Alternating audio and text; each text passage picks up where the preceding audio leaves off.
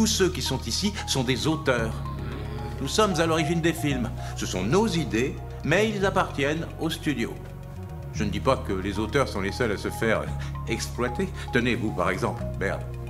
What happens here is important because what's happening to us is happening across all fields of labor. Oui, bien sûr, le studio possède les moyens de production.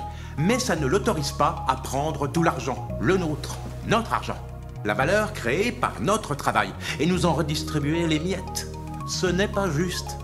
We are being victimized by a very greedy entity.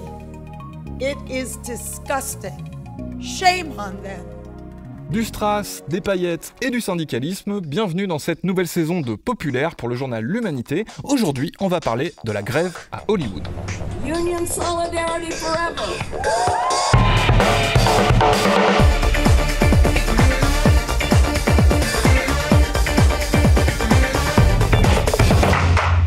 Il faut avouer que les grèves à Hollywood, ça a un côté marrant. Sur le piquet de grève, t'as Mulder, Barbarella ou Bowser. Leur Sophie Binet, c'est une nounou d'enfer, et leur Olivier Matteux, c'est carrément Hellboy. Je m'en lasse pas. The motherfucker who said we're gonna keep this thing going until people start losing their houses and their apartments. On a fait un truc très simple, on est allé voir le préfet, on a dit, à la première réquisition, c'est la guerre. Listen to me, motherfucker. There's a lot of ways to lose your house. Some of it is financial, some of it is karma, and some of it is just figuring out who the fuck said that. And we know who said that. And where he fucking lives. Vous touchez un camarade dans une raffinerie, on vous met le feu au département, mais pas le feu, c'est nerveux, on vous met le feu, on est flammant. Ben, vous savez quoi, ils comprennent. Donc d'accord, c'est un peu folklore, mais c'est aussi un peu bizarre. C'est pas à ce genre de panneau qu'on pense quand on dit Hollywood. On se dit que ces gens-là, ils vivent dans des villas à LA, chauffées à la coke, avec piscine de Dom Pérignon et vue sur un parking de yacht. Donc qu'est-ce qu'ils viennent tous nous la jouer germinale là? Be careful, motherfucker. Be really careful. Elle est où, la grande famille du cinéma qu'on voit sur les tapis rouges d'habitude? Alors oui, mais non, on va aller au-delà du miroir déformant du glamour en commençant par faire un peu d'histoire. Parce que ce que vous voyez là depuis quelques semaines, c'est pas une anomalie à Disneyland qui serait due à des studios subitement décidés à la faire à l'envers à leurs employés. Non, c'est pas du tout une nouveauté ça, et c'est le fruit d'une longue tradition syndicale dans l'industrie du cinéma. En France, on a déjà parlé de la CGT Pestacle, bourrée de techniciens, de comédiens, de réals, dont pas mal étaient encartés à gauche, avec Bébel, président du syndicat des acteurs, bref, la belle époque. C'était un film militant. Oui, il était produit par la CGT, figurez-vous. Mais même dans ce temple du capitalisme du divertissement, avant-garde du soft power du pays le plus débilement amoureux de ce modèle économique, c'est pas peu dire que le syndicalisme a une histoire vivace. Les différentes branches de l'industrie étaient et restent extrêmement syndiquées et leurs organisations extrêmement puissantes, dans un genre de cercle vertueux, ou vicieux si vous êtes un patron de studio. D'où des acquis sociaux, des accords bien installés et un secteur où les pourtant très puissantes corporations peinent à contourner les organisations de travailleurs. Et pourtant, c'est pas faute d'essayer, et c'est bien ce qui se passe là.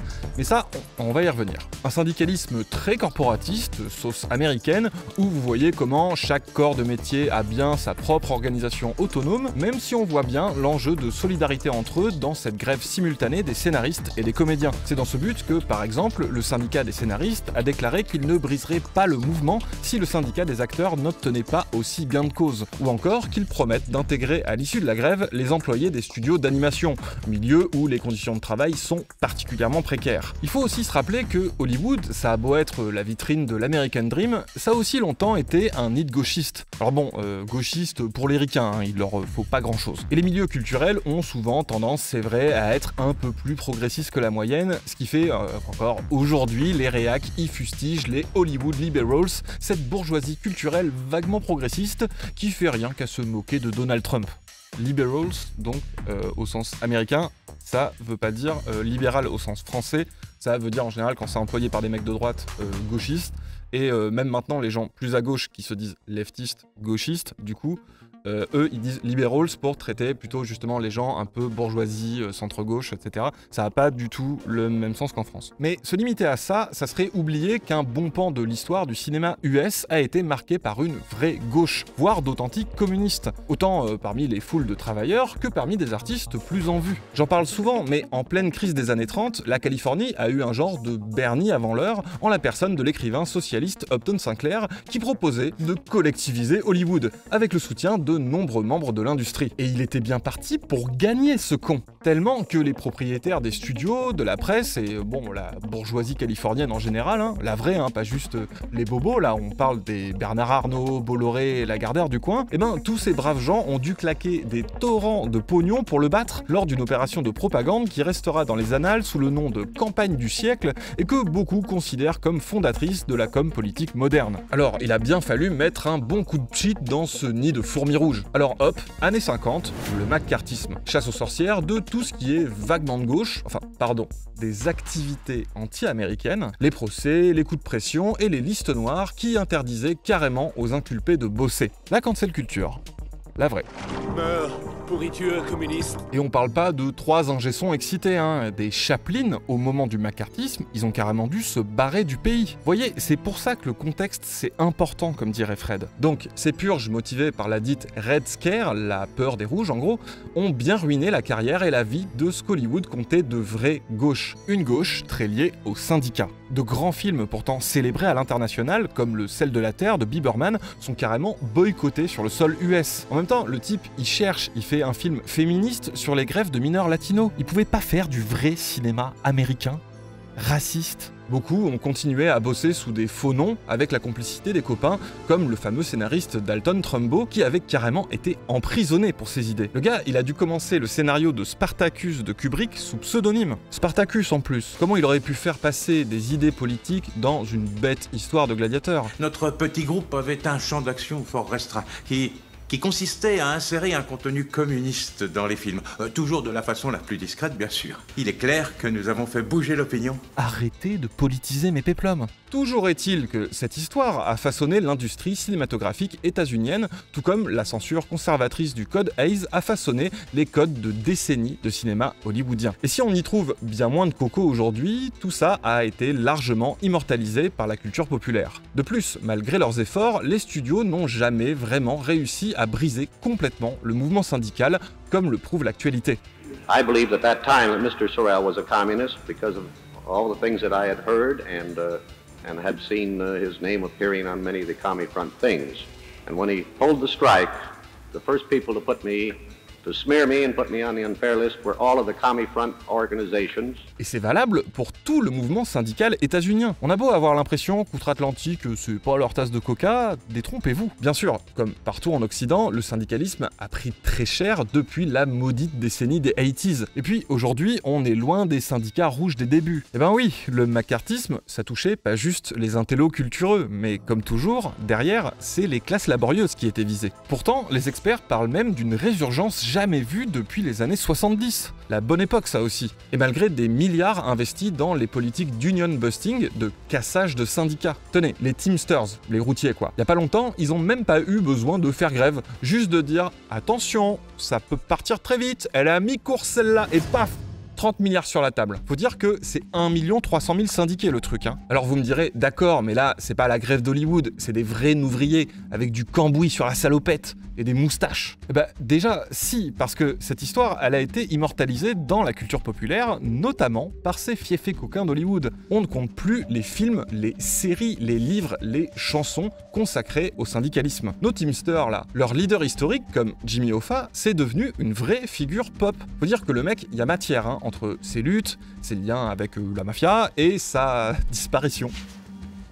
Tirons-nous de la France, allez viens. Le personnage de Stallone dans Fist est inspiré par lui, comme beaucoup de personnages de leaders syndicaux en fait. Le mec a été joué par Jack Nicholson et Al Pacino. Vous imaginez Krasuki joué par, je sais pas, Daniel Auteuil ou Alain Delon? Eh ben non. Résultat, si ça se trouve, vous savez même pas qui c'est Krasuki. Alors, c'est pas pour vous refaire le coup à chaque fois, Mais quand même, en France, ça serait pas mal de balayer devant notre porte niveau représentation populaire du syndicalisme. Il y a du bon, hein, attention, mais en dehors des films sociaux avec des pauvres gens qui perdent leur travail et des clichés, certes drôles, ça pêche un peu. Je veux dire, même Caméra Café, qui est un personnage principal syndicaliste, bon. Allez, la France d'en bas, c'est ça. Mais si vous étiez payé au neurones, vous ne toucheriez pas un radis. Vous êtes des gueux. Vous êtes des ploucs, voilà. Et pourtant, le Bollock et Solo, c'est des compagnons de route quand même. Et tenez, bienvenue chez les ch'tis. Alors c'est de bon ton hein, de mépriser Bienvenue chez les ch'tis, hein. Mais vous en connaissez beaucoup des films populaires où il y a un gars de Sud PTT et qui est cool en plus. Et je lui ai rappelé que Sud, c'est au cher syndicat.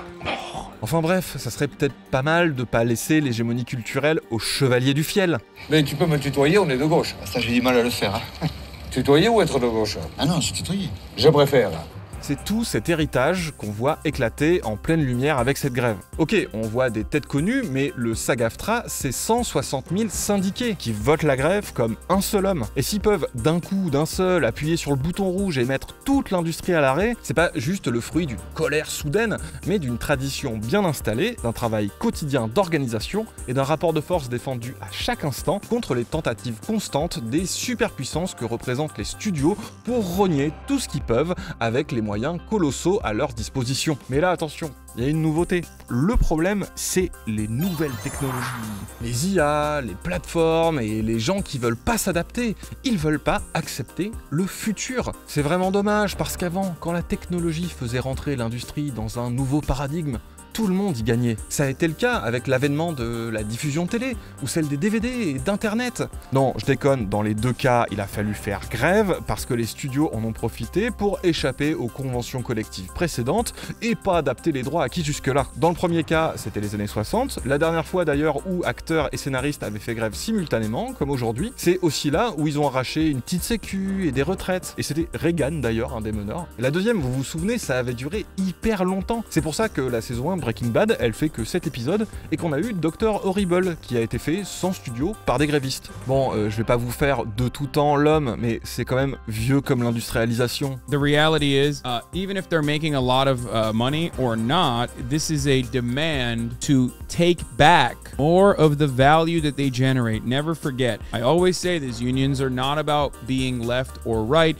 Unions are about fairness. You go to work, no matter where you are, under a capitalist organization of the economy, you go to work every fucking day and you're generating value for that company. Ultimately, the company has decided that you are a net benefit to them. C'est vrai que dès le début de celle-ci, on a eu des mouvements comme les Luddites qui pétaient les machines. Et on a pas mal gobé le discours des dominants de l'époque qui les décrivaient comme des obscurantistes arriérés qui refusaient le progrès. Or, quand on prend le temps de lire ce que ces gens-là disaient, écrivaient et faisaient, ce qui est pas fastoche parce que, comme d'hab, c'est pas les exploités qui ont écrit l'histoire, bah on se rend compte que c'était pas tant le progrès technologique qui les foutait en rogne, c'était plutôt que ça allait dégrader leurs conditions de travail et la qualité de leur travail dont ils étaient bien fiers. Vous voyez de nouveaux moyens de production utilisés pour bananer les travailleurs de l'industrie, pour pondre des produits bon marché tout pété. D'où le fait de réclamer, par exemple, des droits corrects sur la diffusion des plateformes qui, pour l'instant, échappent aux accords précédents ou autres petites entourloupes de fennecs dans le genre.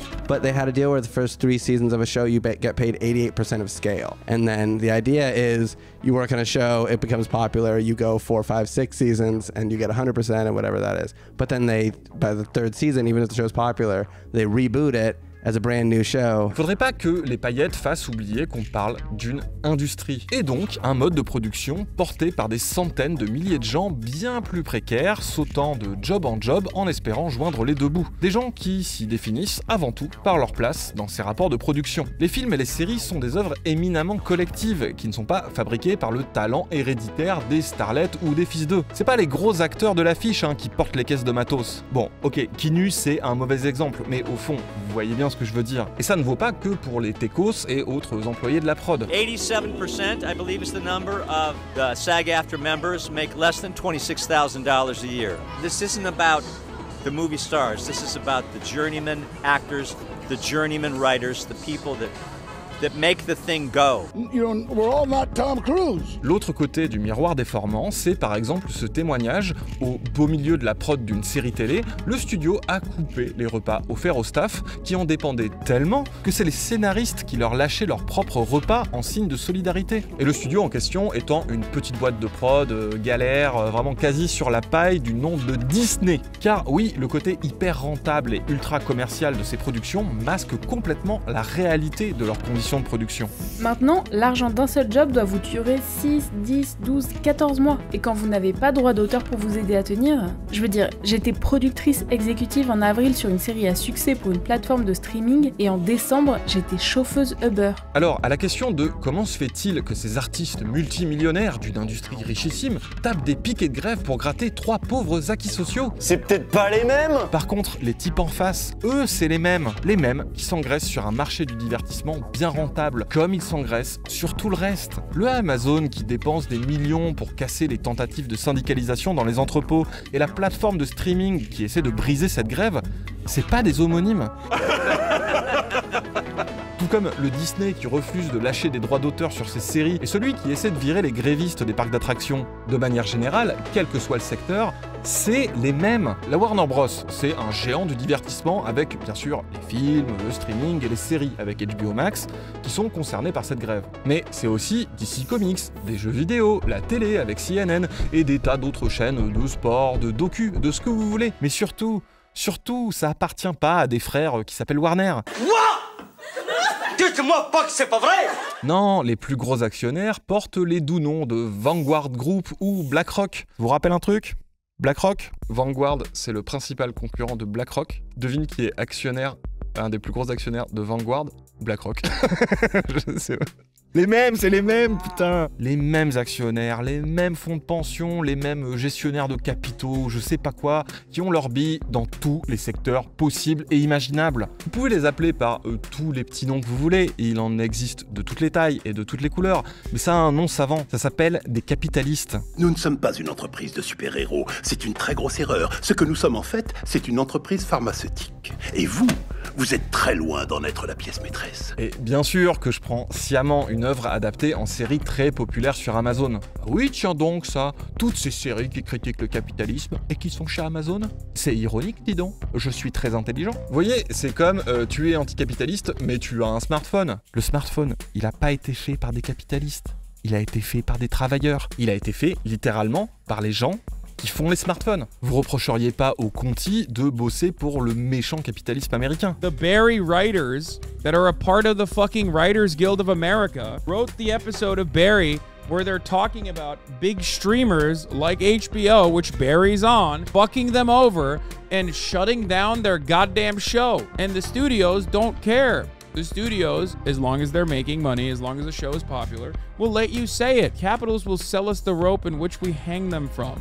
This is the concept. This is that theory in action that you're seeing. Like, they don't give a shit. As long as they're making short-term profits, they will fucking upload videos like that. C'est pour ça qu'il y a un côté, quand il arrête de bosser, eh ben t'as plus de série. Et c'est pour ça que là, vous voyez, il y a l'équipe de The Boys sur le piquet de grève. Et que la nouvelle saison est repoussée parce qu'ils sont en grève. Et ils sont en grève contre Amazon. Le gros problème, c'est que le pouvoir ultime, lui, il revient toujours aux propriétaires des studios. Mais pour se faire de l'argent avec de la culture, ils sont bien obligés de faire appel à des gens qui savent en produire et qui pensent pas forcément comme eux. Pour un public qui, d'ailleurs, ne pense pas non plus forcément comme eux. Et ça, ils s'en passeraient bien. Raison de plus pour remplacer un maximum de gens par des IA ou les précariser un maximum pour les avoir encore plus à leur merci et casser leurs acquis, leurs organisations et leur solidarité. Et de notre côté, en tant que consommateur, ça nous rappelle qu'on a toujours intérêt à être du côté de ceux qui produisent vraiment ce qu'on consomme. On a les mêmes adversaires. Bon, après, si vous préférez chier sur les grévistes et bouffer à longueur de journée de la merde